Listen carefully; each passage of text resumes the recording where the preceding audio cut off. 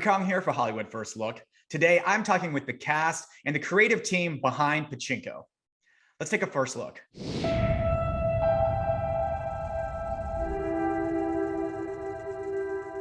아가 생길 기다. 꼭 버티낼 기다. 반드시 헤쳐나갈 기다.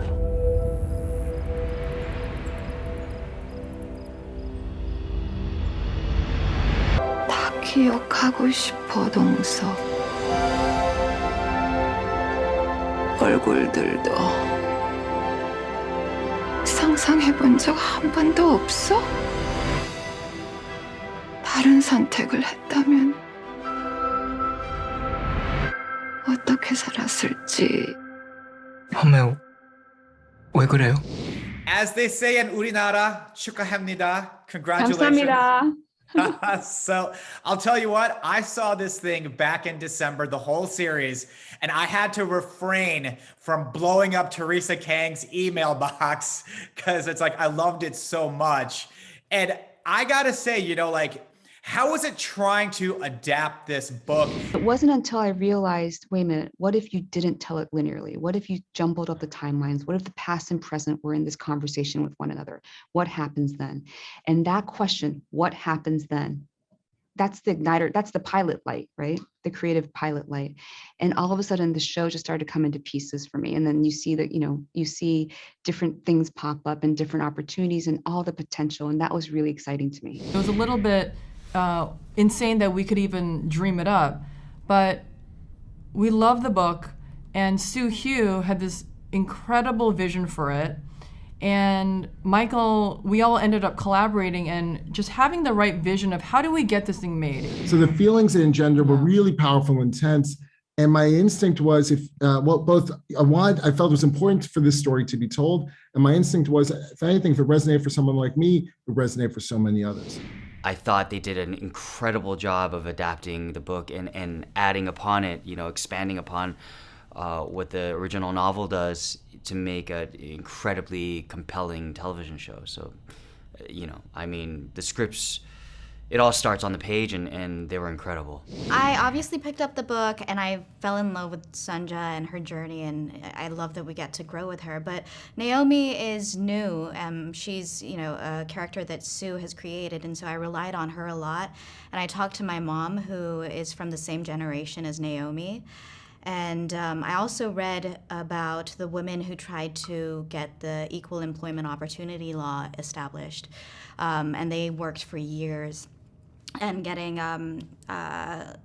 rejected so many times, and finally in, I think maybe it was 86, it got implemented, and that's around the time when Naomi entered the company. And so just reading about the women who were actually working during that time. I read the book as soon as I saw that Apple had announced they had purchased the rights to adapt the book into a series. I picked up the book and read it. And then actually after that, I didn't pick up the book. Once I got cast, I was wondering if I should go back to the book and read it again, because it had been a year or two. And I made the decision, I remember consciously, to have what I remember from the book sort of serve as these ghostly memories of Solomon's past. I read the book after I got the call back of the audition. So I read it overnight. I couldn't just put it down. So yeah, the novel itself is beautiful. So I watched this in December, and luckily for me, I was able to binge the whole thing. You're fantastic in this. Oh. I saw that this is one of your first credits. So how was the experience for you? This experience was huge, and I missed all the time back in while I was shooting the Pachinko. It means every moment and every day I work, I go on set. It was very precious, and every time I learned so many things. So yeah, this whole memories working in this Pachinko is so precious. Jin, I'm thinking that you do a lot of heavy lifting in this because you're speaking 3 different languages. Yeah, it was pretty immersive in terms of an education, but not even of the fundamental languages, because we actually didn't even have time once I got cast to try to learn from like step one, here's Japanese. It was more an immediate drop you in the deep end of the pool, and here's a monologue that's in Japanese. A lot of scenes with Naomi, maybe exclusively were in Japanese. That makes sense, yeah. A little bit of English, I suppose.